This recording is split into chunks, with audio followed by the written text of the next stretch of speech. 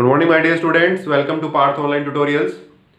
My dear students, in today's class, we're going to discuss male reproductive system. So, let's start this topic. System is mentioned there. System.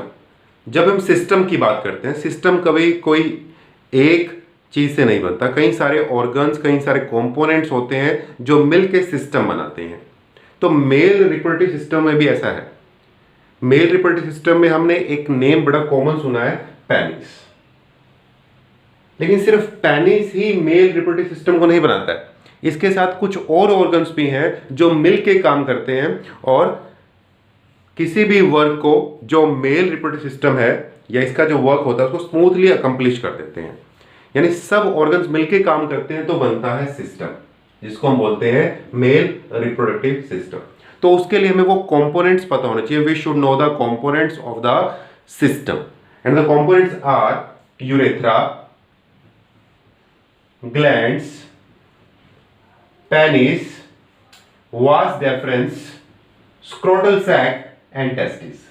These are the main components that makes this system male reproductive system, and we should know the function of these components also aside by their names. अगर हमें name पता है तो हमें इनके functions पता होने चाहिए, how they work, what are the work of these components, then उसके बाद हमें complete system के बारे में पता चल जाएगा.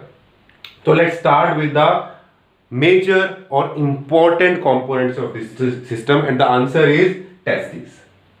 Testes are the most important component of this male reproductive system. Yes, it is more important than penis.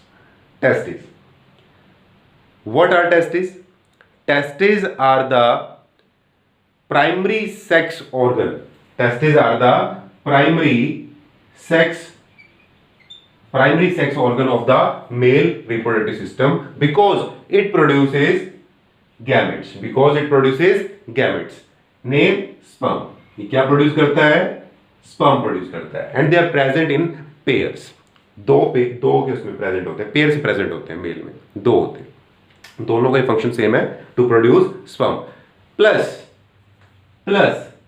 Testosterone. What is testosterone? It is an important hormone. ये हॉर्मोन्स हैं जो डेवलप होते हैं टेस्टिस में. मेल में moustache, beard, shoulder broad हो जाते हैं, मसल्स इतना बनना शुरू हो जाते हैं, वॉइस डीपर हो जाती है, पेनिस का साइज बढ़ने लगता है. ऐसा व्हाई इट हैपेंस? स्पर्म्स की प्रोडक्शन के पीछे भी टेस्टोस्टेरोन का ही रोल होता है. It is a very important hormone in males. ये सिर्फ मेल्स में ही होता है, टेस्टिस में बनता है. Due to the presence of testosterone, male have different growth as compared to females. तो काफी इंपॉर्टेंट है. नेम नहीं भूलना आपने. नेम क्या है? टेस्टोस्टेरोन. ठीक है ना? तो दो इंपॉर्टेंट फंक्शन है टेस्टिस के. Testis are the primary sex organ and it is occur in the pairs. It present outside the body in the below the abdominal cavity. Abdominal cavity क्या होती है? एब्डोमिनल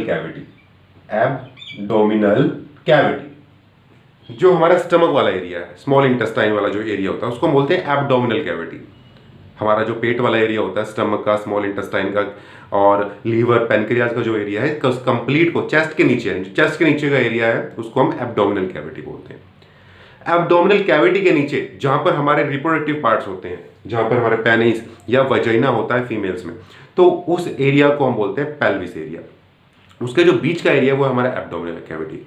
तो just below the abdominal cavity two testis are present in the pouch like structure called scrotal sac. उसको क्या बोलते हैं? Scrotal sac. एक pouch है स्क्रोटल सैक जो मसल्स का बना होता है, उसके अंदर प्रेजेंट होते हैं testis and they generally hang below the abdominal cavity between the thighs of our legs and below the abdominal cavity testes are present. Penis are also present there in the mid of testes. ठीक है, ये भी body के बाहर present होता है below the abdominal cavity. तो ये सब के सब वहां पर हैंग करते हैं, चाहे पेनिस हो या टेस्टिस हो. Below the abdominal, between the thighs के बीच में, ठीक है, और एब्डोमिनल कैविटी के नीचे. तो वो एरिया हमारा पेल्विस एरिया है, जिसको हम जहां पर हमारे रिप्रोडक्टिव पार्ट्स होते हैं। तो आपको समझ में आया फंक्शंस टेस्टिस के? यस। अब स्पर्म तो बन गए, अब स्पर्म क्या सिर्फ टेस्टिस में रहेंगे, उनको आगे नहीं जाना? Yes, sperm has to move from this place to the penis, उनको पेनिस तक पहुंचना। Sperm starts to move from the testis with the help of sperm duct, and the main biological name of sperm duct is vas deferens. क्या बोलते हैं? vas deferens, and the common name is sperm duct. As the name suggests, sperm duct means a duct carry sperm. A duct carry sperm. What is duct? Tube. हम duct को क्या बोलते हैं? Tube बोलते हैं जनरली, बट बायोलॉजी में हम duct बोलते हैं, ठीक है? A duct carry sperm called sperm duct, and the biological name is vas deferens. It carries the sperm from the testis towards the urethra. Urethra क्या है? Urethra वो पाइप है जिससे यूरिन आता है हमारी बॉडी में, किडनी से।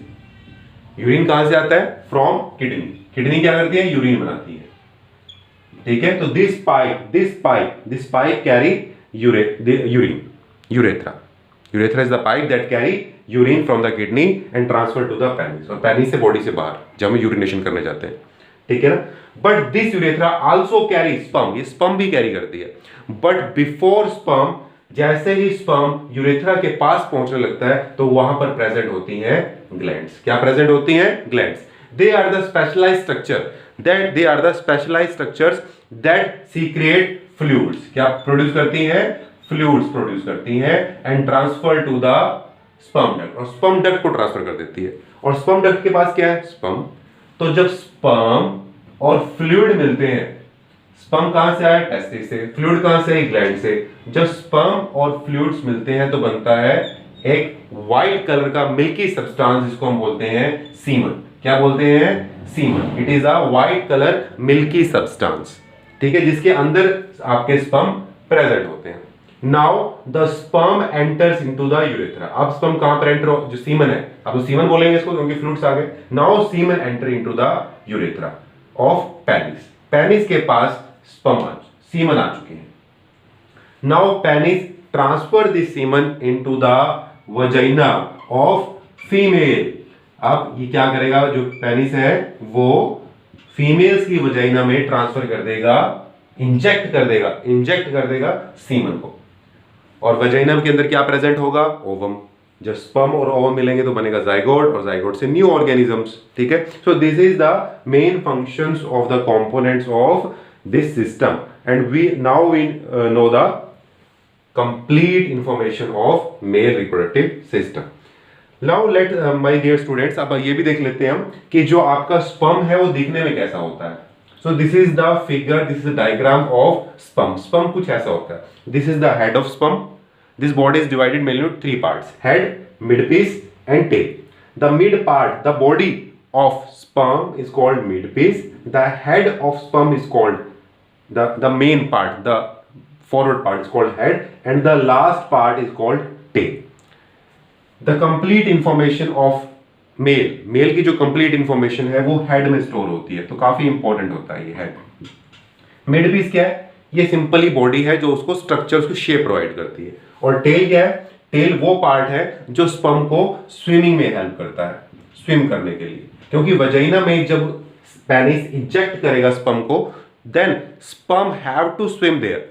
स्पर्म को वहां स्विम करना होगा और ultimately it has to reach to the ovum, उसको ओवम के पास पहुंचना होगा for the fertilization. Okay, so this is the body of sperm. तो ये था आपका male reproductive system. I hope so आपको समझ में आया होगा। If you have any question हम उसको क्लियर कर सकते हैं हमारी लाइव क्लासेस में। नेक्स्ट जो हम टॉपिक करने वाले हैं वो है हमारा फीमेल रिप्रोडक्टिव सिस्टम।